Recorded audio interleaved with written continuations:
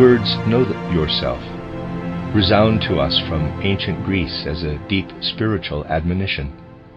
This phrase can be related more to a general understanding of the human being, of human nature, than to personal self-knowledge. And as such it can be described as the culmination of all human knowledge and striving.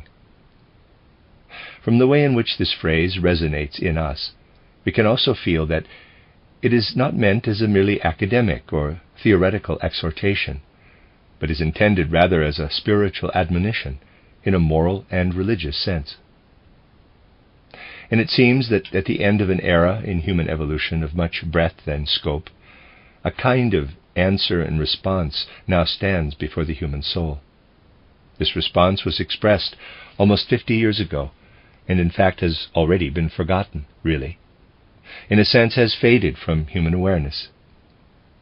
Nevertheless, the whole of our modern condition of soul, the great conflict we carry within us, is influenced by this latter-day answer, which was expressed by Dubois-Reymond. He stated that we cannot know, or as he put it, ignoramus ignorabimus. Though many today think that this profession of unknowing has been superseded, the very way we relate as human beings to the world in our inquiries or our faith is founded on this underlying idea. We can say, in fact, that this is the faith, either expressed or remaining unexpressed, in the findings of scientific research and their significance for our overall world outlook and view of life. Now, anyone who has participated in cultural life for the past few decades and has recognized how it has evolved over the previous 3 to 4 centuries will not gainsay the view of knowledge propounded by science. In its investigations of the outward world of the senses, its achievements are magnificent.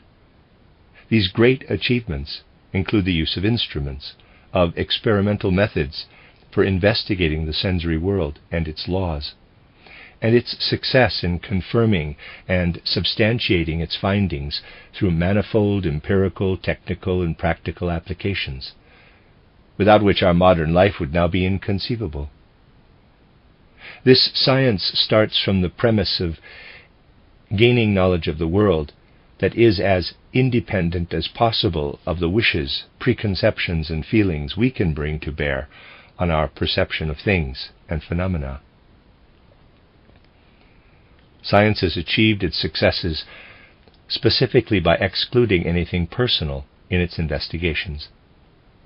But someone who honestly upholds these scientific principles, who can see how beneficial science has been for our knowledge of the natural world around us, will inevitably also say, in relation to the application of these methods, that they have their limit, that science, as it has so far developed, cannot extend into regions in which the human soul and spirit hold sway. And this is not because of any deficiency, but precisely because of science's virtues. If we survey what has been achieved in various scientific fields, we will recognize that this science, of course, seeks to turn its attention back upon the human being once more.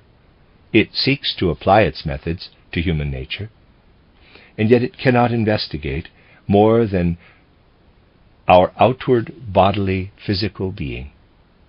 We see this most clearly when the scientific method is applied in the form of experimental psychology, proceeding by the use of what is a truly magnificent research approach to examine mental and emotional phenomena within the human constitution.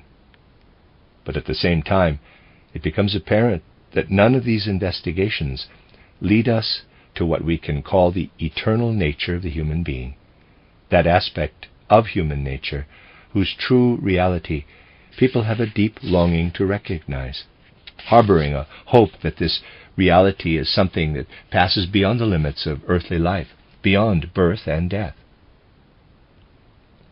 I definitely do not wish to object to empirical methods such as those used in experimental psychology. The mode of research that underpins what I say to you this evening acknowledges the full validity of these methods. But it is because we recognize their limits too, that we must state unequivocally that they cannot extend to the real nature of soul and spirit. In fact, some clear-sighted investigators have seen the necessity themselves of recognizing that science cannot extend to the intrinsic nature of matter itself on the one hand, and to the nature of human consciousness on the other. But if we cannot study how our consciousness, that is, the soul properties active within us, encompass matter, then we are compelled to relinquish that great call for us to know ourselves. In this case, the epoch of human cultural evolution, since the ancient Greek era, would end with us acknowledging that know yourself, albeit a fine and powerful exhortation, is ultimately an illusion. We would have to say that this exhortation must remain unfulfilled. The more deeply we engage with the spirit of scientific research, the more we must, from an anthroposophic perspective, give credence to those who affirm the ignorabimus, who state that ultimately we cannot know, who speak of the limits to science beyond which we cannot reach. And yet we must still ask whether the human mind can accept such limits willingly, turning aside without more ado from wishes intrinsic to the human heart. An answer to this question can be found in the anthroposophic research I will try to describe this evening. Its inquiries examine the justification of these inner demands and promptings. Many people today, who recognize the great achievements of science, nevertheless feel that it cannot approach the realm of soul and spirit. Many, therefore, who do not wish to accept limits to human knowledge, turn instead to one or another form of mysticism, to modes of mystic vision that try to fathom through inner contemplation eternal dimensions of the human being. Through such mystic contemplation, many fine and beautiful insights have been drawn forth from the depths of the human soul, from the depths of the life in us that otherwise remains subconscious or unconscious. Through such mystic contemplation, many have come to believe that what they draw up in this way from the depths of the soul, what they find within themselves, is rooted directly in divine spiritual existence. By drawing it forth, they think they will bring the divine spirit within the purlieu of human knowledge, making it manifest and thus penetrate to apprehension of the eternal nature of the human being and to our connection with the divine. Someone who today asks the great questions of the human soul's existence therefore stands, if you like, between two precipices which seem to set its insuperable limits to knowledge: science on the one hand, mysticism on the other.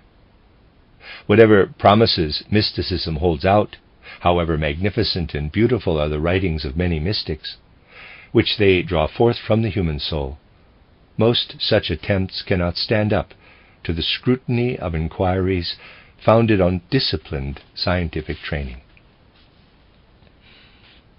You see, someone accustomed to the scrupulous methods of science and used to evaluating everything, including human phenomena, will soon find that what the mystic draws forth from his inner depths is in fact nothing more than thoughts and feelings he first acquired many years before in the ordinary world, which, aided perhaps by a lively imagination, have since grown in him into images.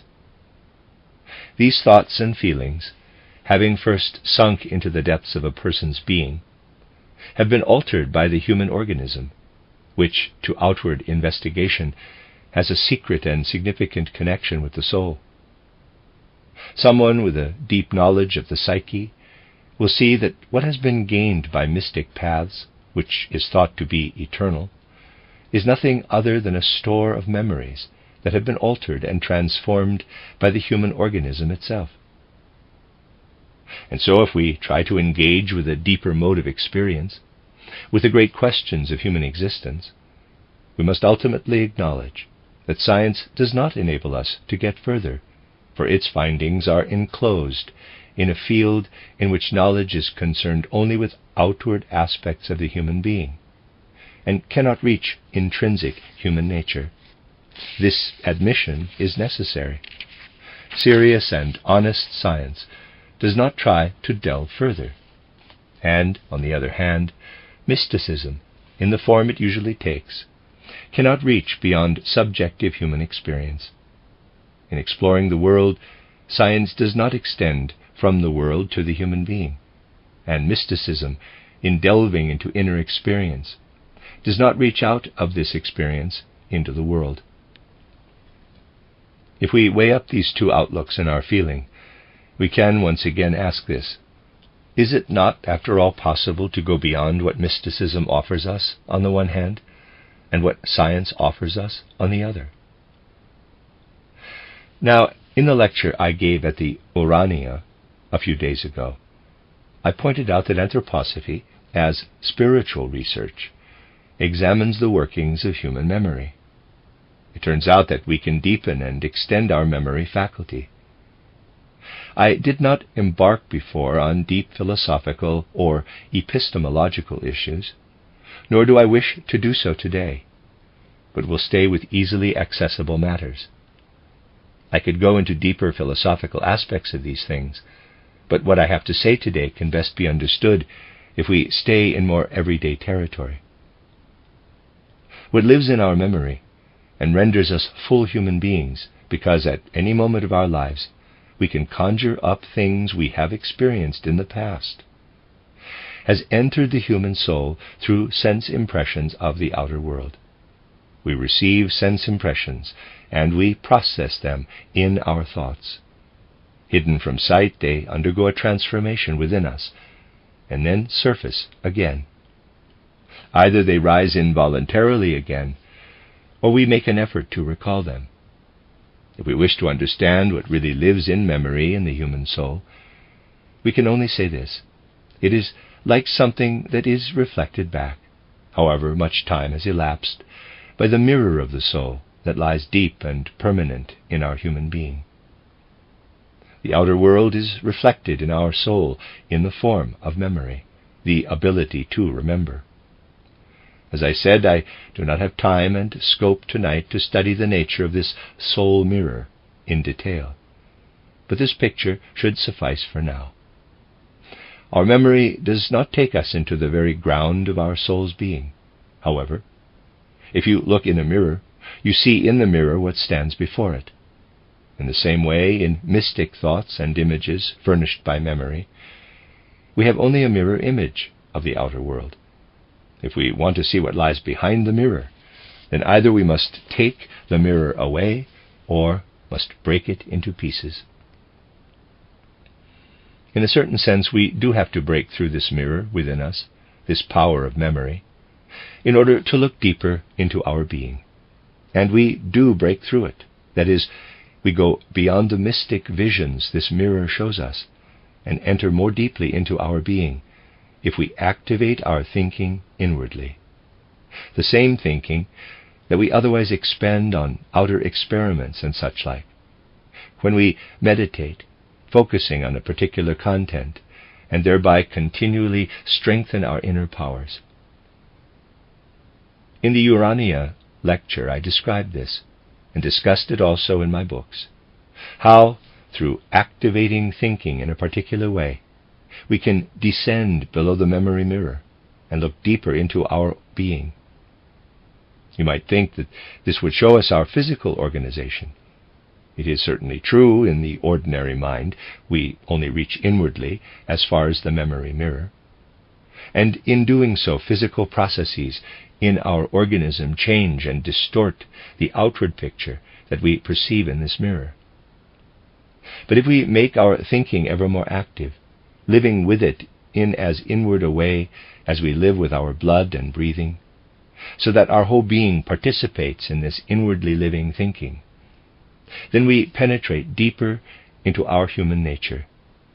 And as we do so, what is revealed is not our physical being, but a soul spiritual nature that can only become apparent through this strengthened and empowered thinking. What is revealed to us is an aspect of us that is entirely soul-spiritual, which remains unconscious to the ordinary mind, but whose intrinsic nature shows us that it existed before we embarked on our earthly life at birth, or in fact at conception. That this can be the case can become clear by recognizing how the intrinsic nature of memory gives us not present but past experience. We have the same certainty about the character of our experience in what I described above, which leads us deeper than mystic contemplation.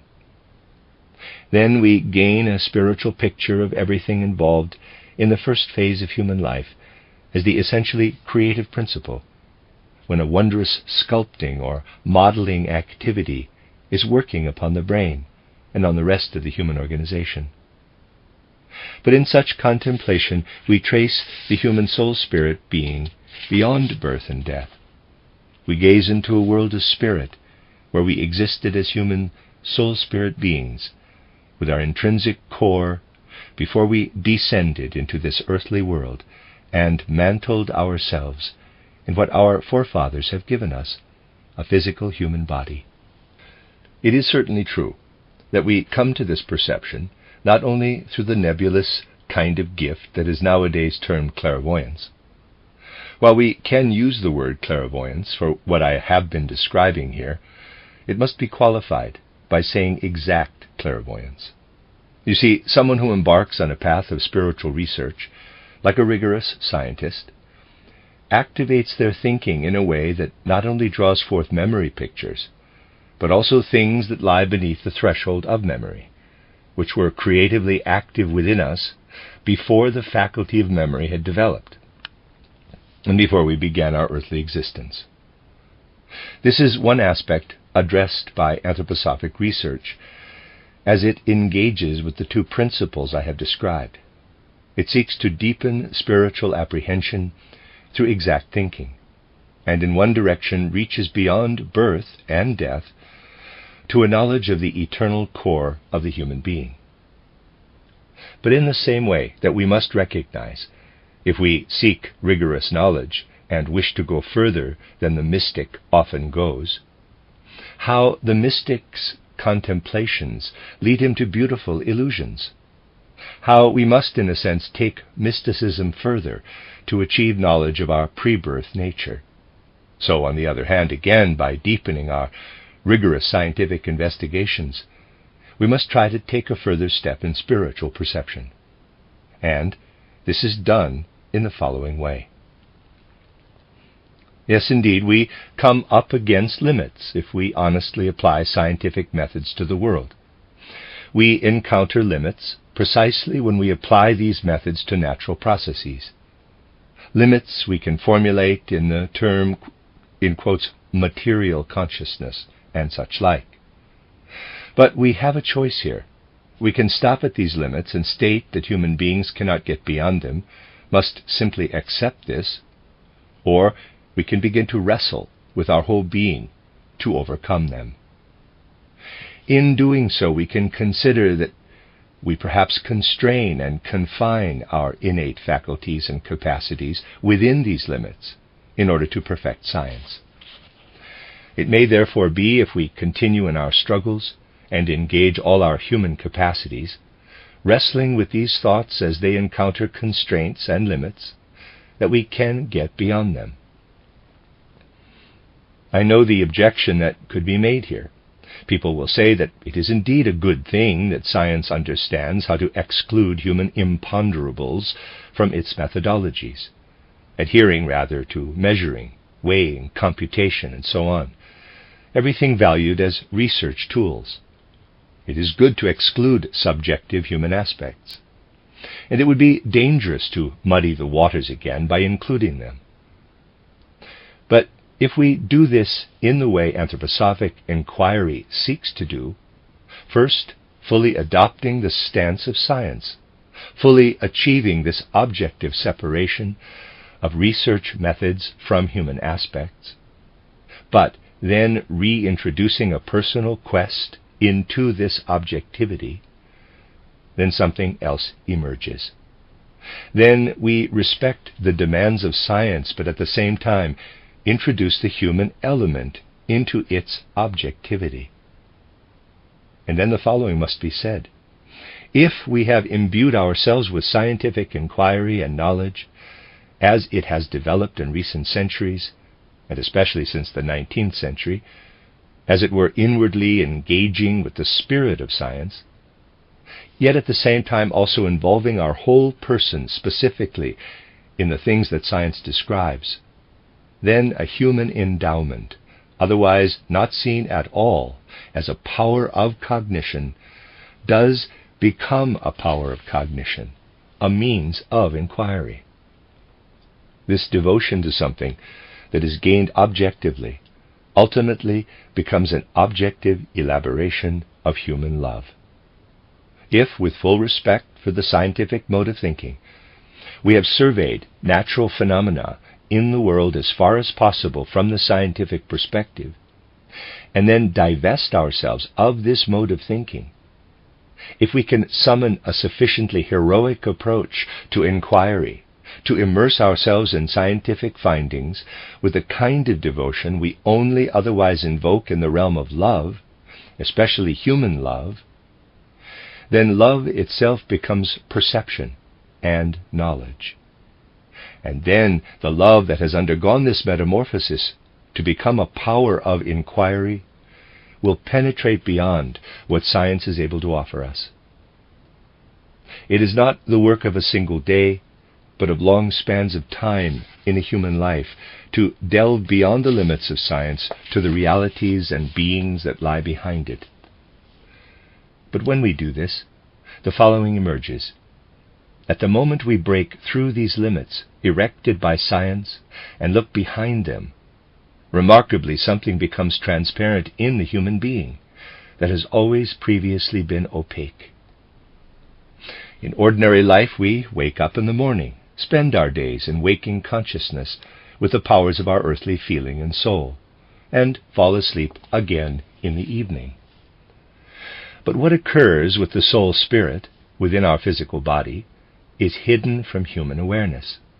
Our confused dreams from the night time play into our waking life, but have no real value for inquiry. And so we can say that all of human life is composed of what we experience when awake and what we pass through in sleep. And we fail to observe on the whole that in looking back we always stitch the morning on to the previous evening, leaving out of consideration what escapes awareness, the periods during which we have been asleep. But now we must ask whether the soul spiritual gifts we receive in sleep might not be just as important as what our waking life gives us.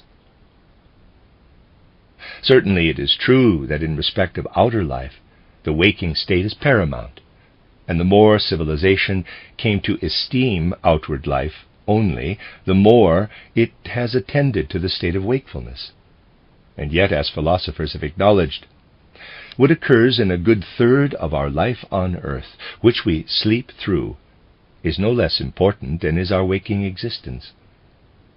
But this only becomes vividly apparent when, by wrestling with natural phenomena through the thoughts I described above, we break through the barriers that limit our apprehension of things. And then the empty experiential space that we otherwise sleep through, which, apart from dreaming, is as a void for us, fills with content that is otherwise veiled in the obscurity of sleep. In the same way that we can look back on the knowledge that we gain in waking life as physical sense beings, in relation to the earth and its phenomena, so now a soul's spiritual knowledge arises from the condition in which we pass the periods of sleep. The darkness intervening between falling asleep and awakening again, this third of our lives, becomes transparent. And what we then perceive is our true I, capital, the shape of thinking, feeling, and will. We perceive what continually works in us without our awareness, our being of spirit soul. And we recognize its content as what separates from the rest of us when we pass through the gate of death, when we lay aside the physical body. As sleep becomes transparent to us, we come to discern the true nature of human immortality. If we look through and beyond mysticism, when we go further than ordinary mysticism, we come to know our pre-birth being. We do so if we respect science, yet also start to wrestle with its limits. We come to perceive the immortal nature we contain within us. These perceptions show us how the human being is constituted and develops, revealing how a pre-birth human spirit enters and penetrates our physical organization, increasingly, as it were, submerges itself in this human organism, and how the latter gains ever greater sway, how what enters us at birth disappears ever more through the course of physical human existence, as we continue to develop so that we increasingly become a physical, corporeal being. But to the same degree that this development proceeds, that our innate spirit and soul submerge themselves in the physical body, something increasingly emerges that, as we observe sleep, appears as our future being. As we move toward the end of a human life, we see at the same time that the declining spiritual being of our pre-birth existence gives way to the growing spirit-soul being of our coming existence after death. At every point in earthly life, we see a balance between what we have brought with us out of the eternal world into earth existence, and what we have fashioned so far and will carry with us through the gate of death into a spiritual existence. We gain perception of immortality. The path I have been describing, which goes beyond both mysticism and science, to gain real knowledge of human nature, is not one that can be dismissed as, in quotes, clairvoyant. It is a path that proceeds step by step with the same exactitude a mathematician will practice, deriving each step from the one that preceded it. This path I have outlined, and in doing so I refer also to the books I mentioned, is the path of Anthroposophy, which leads to perception and knowledge of both the soul's unbornhood and immortality with the same rigor a strict mathematician will use at every step of an equation, and which demonstrates that in our inquiry into human nature, we do not need to stop short with science's external, objective view, nor with mysticism's inner, subjective one, but that rather we can combine knowledge of the world with knowledge of human existence. If in this way science on the one hand and mysticism on the other are extended and developed, it will in turn become possible in humanity's future culture of the spirit to fulfill the admonition, "Know yourself," a phrase which so powerfully resounds for us. Knowledge of the kind I have described is, however, different from the knowledge that is bound up with the nervous system, which is largely head knowledge. If you allow me to make a personal remark here, though an entirely objective one, I would say this. When seeking as a spiritual investigator to study this realm, which I characterize as realms we pass through before birth and after death, one is aware that the kind of thinking otherwise serviceable in life is not sufficient. You have to develop a strengthened thinking that draws upon your whole being. This does not make you into a medium, but your whole being must be involved in such thinking. This kind of thinking penetrates into your feelings and sensibility, and in fact requires you to apply your whole content of will to it. At the same time, thinking about spiritual content is of a kind that, unlike other thinking, does not allow you to incorporate it into memory in the ordinary way. Here again I will make a personal remark. You see, if the spiritual investigator gives a lecture such as the one I am giving now, he cannot prepare it in the way ordinarily done for academic lectures. In this case, he would only be calling upon memory. And what arises through deepened perception cannot in fact be drawn from memory, but must be re-experienced anew at every moment. While it can be brought down into the regions where we formulate words about our insights, nevertheless, we have to exert our whole being to do this.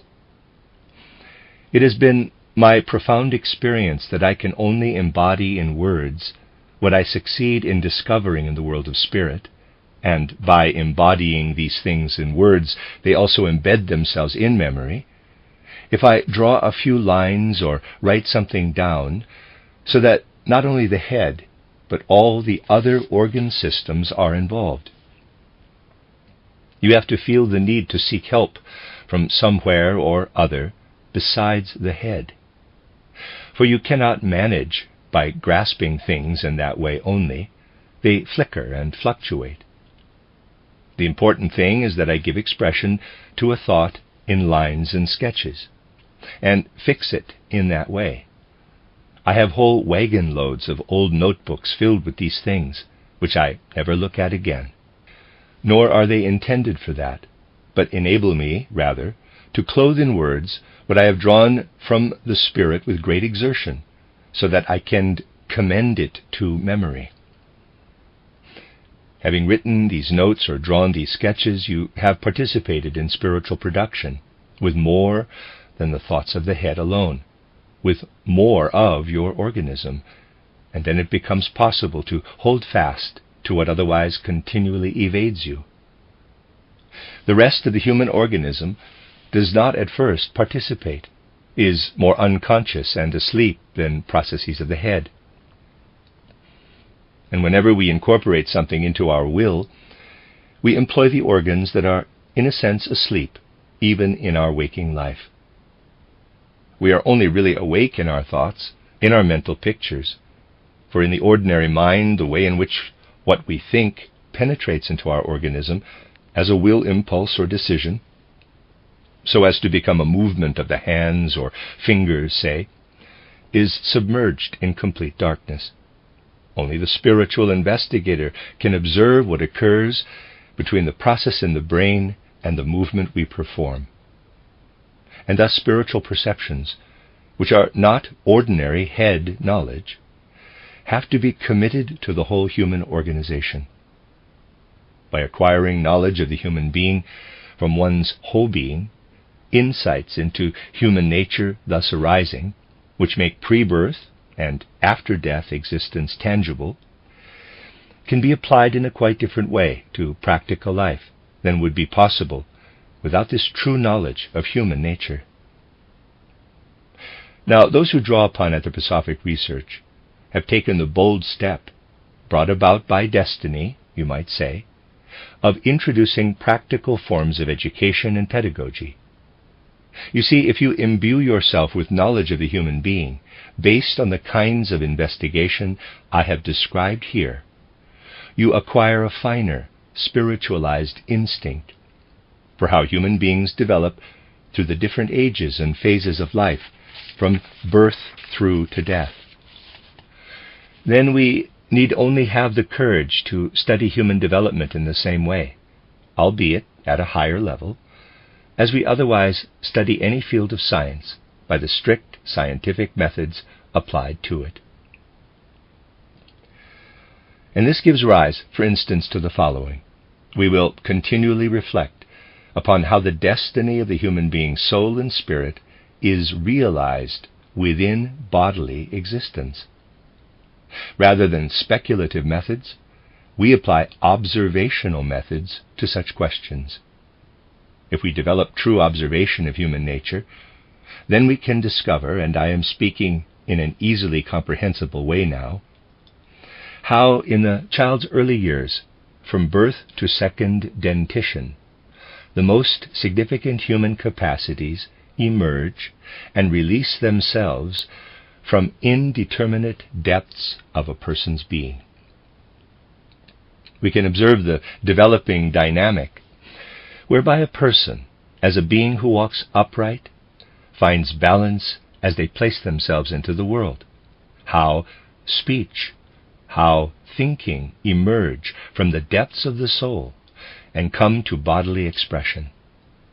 And what we see developing in this way culminates in the change of teeth. The singular thing about this is that it is a unique occurrence in human life. What occurs at second dentition is never again repeated. If you like, a sum of forces comes to conclusion in the human organism. Only those unacquainted with the nature of this human organization can believe that second dentition occurs separately from anything else. This is not so. It is rather the outwardly perceptible expression of something that occurs within the whole human organism. A person undergoes a process that will not occur again later in life. For otherwise we would continue to change our teeth at regularly recurring intervals. Someone who properly observes human development is aware of the significant transformation of the human soul and spirit that occurs at this time. But people do not properly attend to this change. If I were to fully describe things, it is important for teachers and educationalists to know in this respect. Based on the knowledge of the human being I wish to present, it would far exceed the scope of this lecture. I will outline them only briefly. Take memory, for instance. To a superficial view, we might say that memory appears in a certain way up to second dentition, and then it changes a little. Yet memory before and after second dentition is different in kind. Our scientific outlook today is not able to study the intimate dynamics at work within the human being. To a keener faculty of observation, it becomes clear that the wonderful memory we possess before the change of teeth is nothing other than the action of habits that express themselves from within outward. Up to second dentition, memory arises from the forces and power of habit. We can compare it to any habitual movement and say that at this stage, memory involves the drawing of one thought from another in succession. In short, what we call memory undergoes a metamorphosis as the child passes through second dentition at around 6 or 7. This metamorphosis is one from a more physical, bodily mode of experience to a more soul-spiritual one. Starting from such an observation, we can gain further insights that are hugely characteristic of the rest of human development. For instance, if we observe a subtler observational instinct, if we incorporate the findings of spiritual research, we can discover that the child is an imitative being up to the change of teeth. Of course, these are not dogmatic truths, but in the first phase of life, the child can be thought of as an entire sense organ. We can compare the child's life in infancy with a single sense organ, with the inward organism of the eye, EYE. In the same way that the eye absorbs the outer world, and by application of the will, through the instrument of the organism, inwardly develops the picture of what is exerted as impression upon it, so likewise children continually endeavor to reflect what is present in their surroundings, to reproduce it through the imitation which emerges from their inner being. The child is entirely sense organ, actively sensing and absorbing.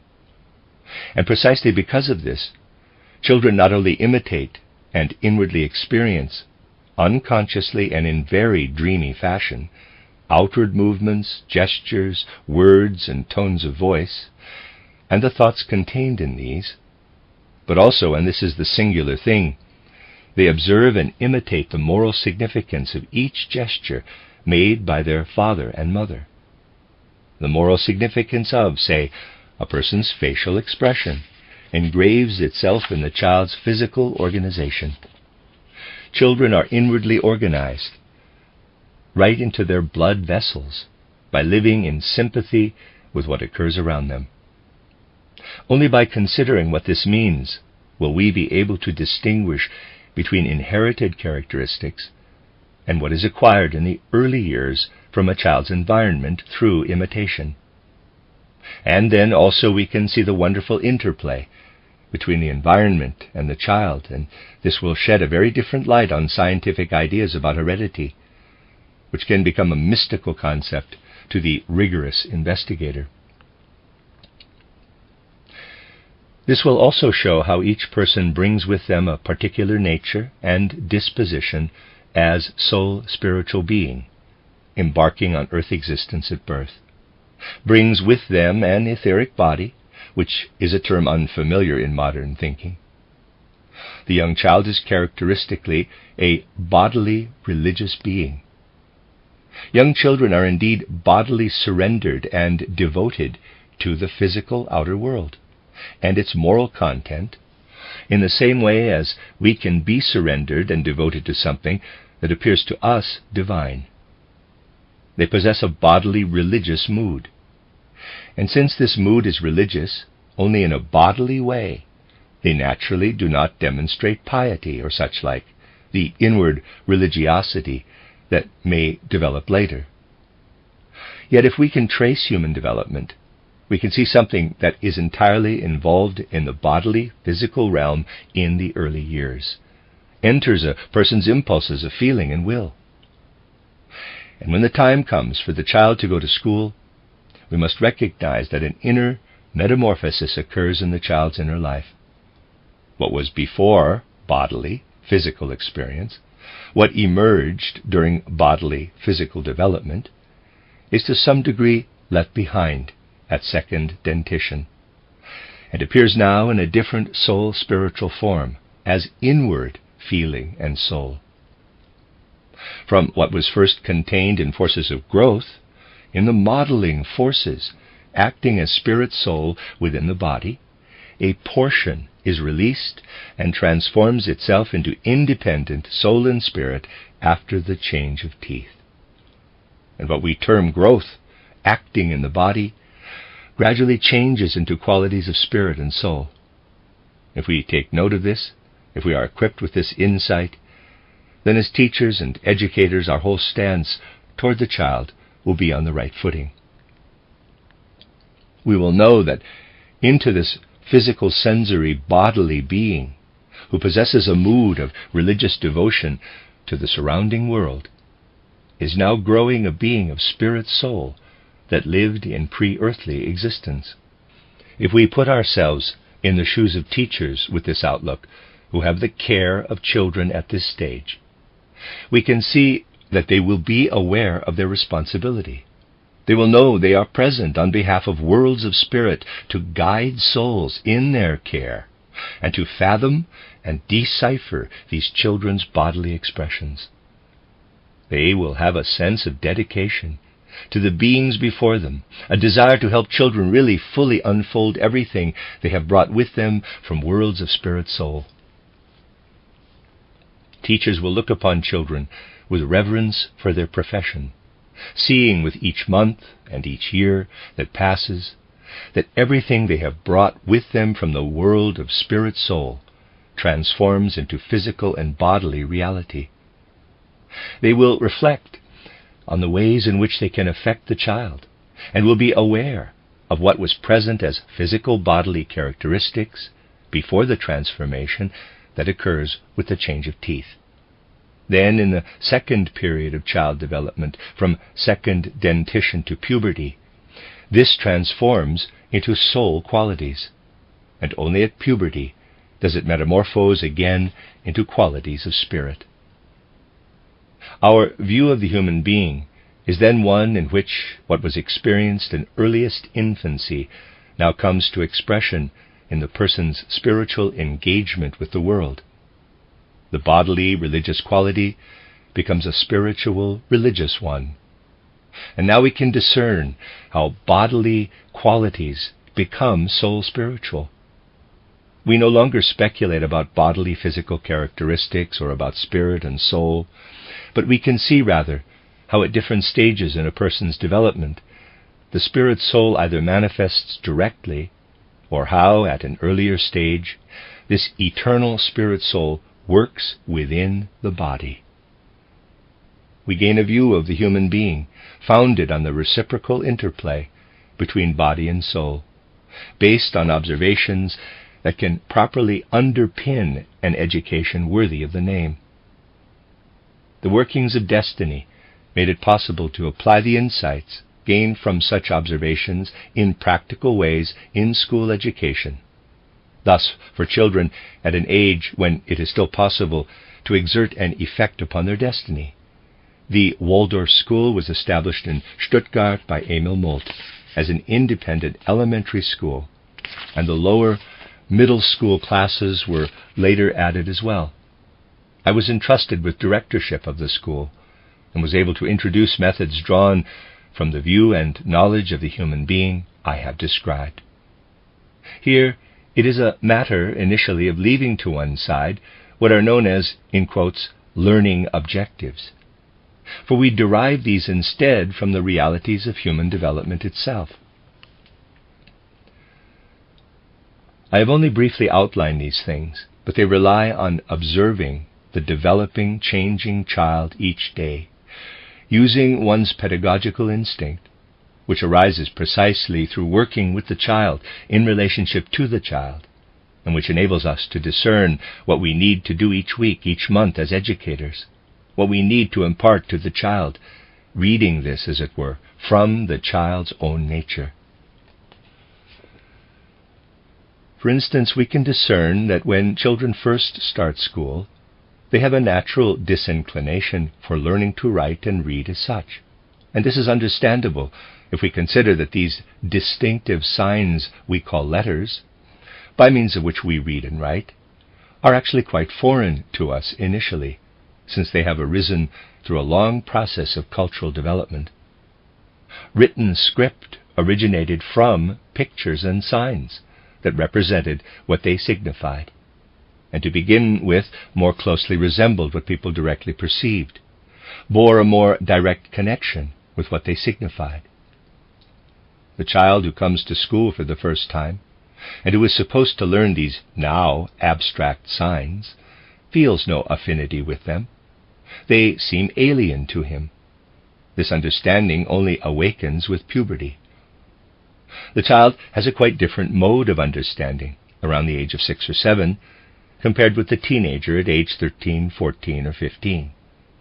The young child, still only just forming emotionally and mentally, is dependent on the pictorial element to which he relates naturally, as to sense perception.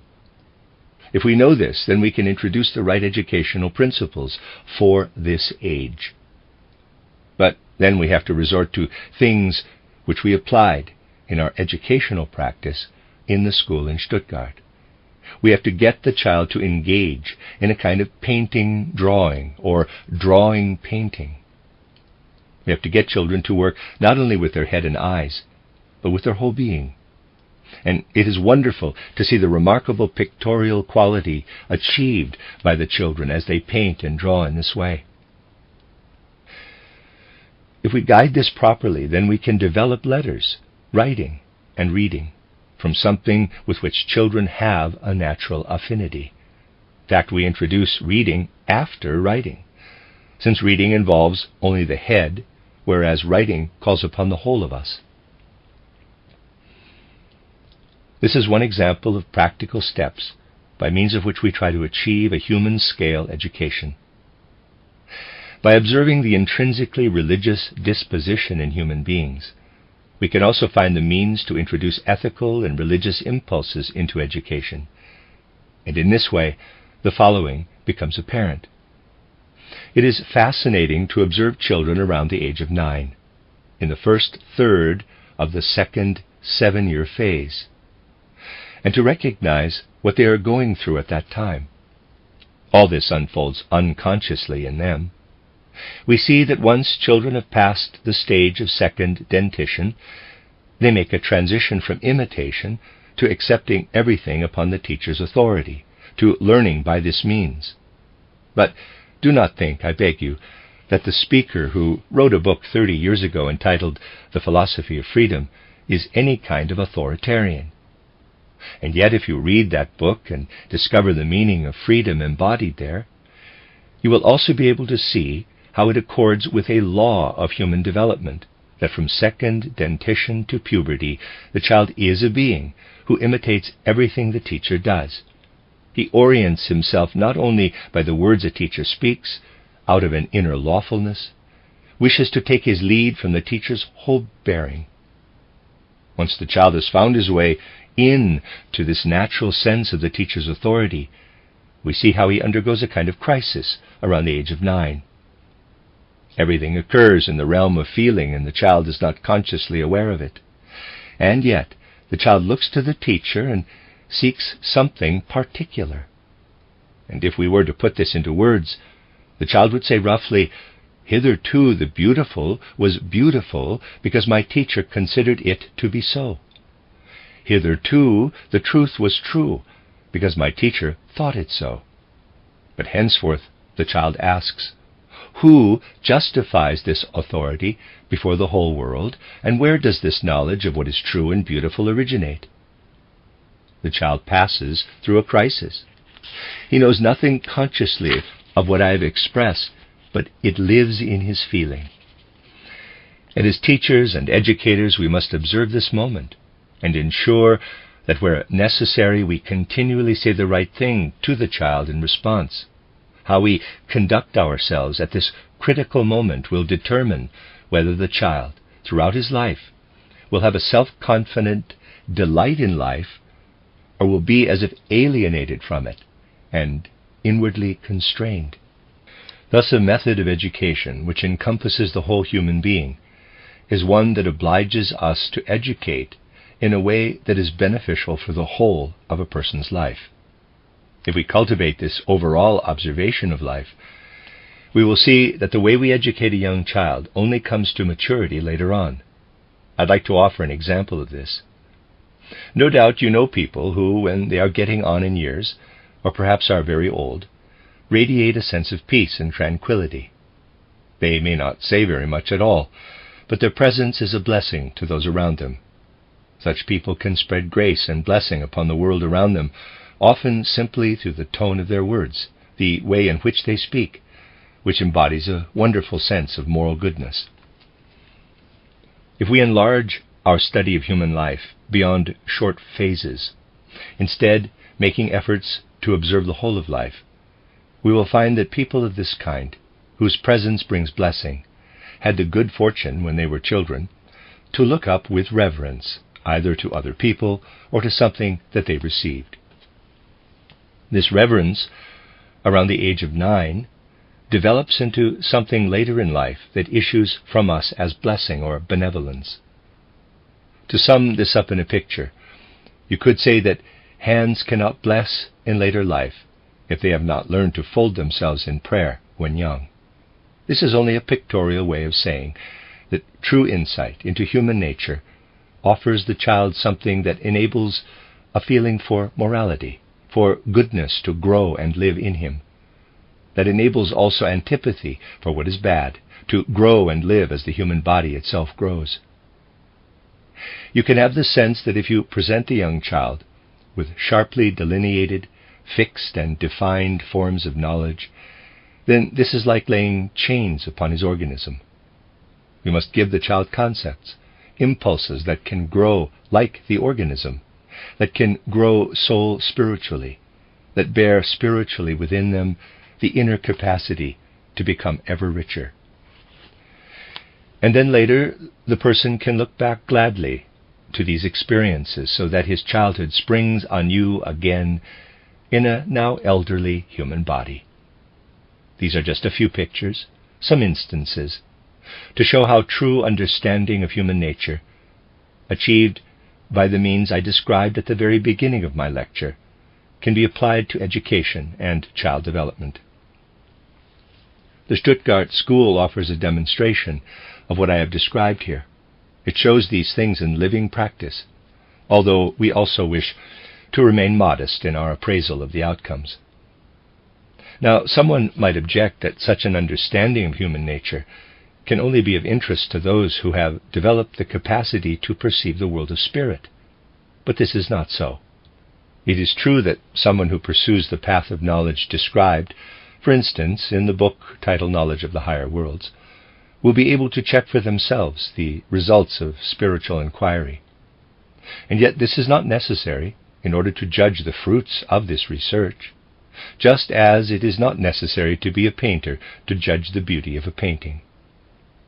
While it is true that only a spiritual inquirer can describe the world of spirit, anyone who retains their healthy sense of things can certainly recognize the truth or untruth of the findings of spiritual investigation.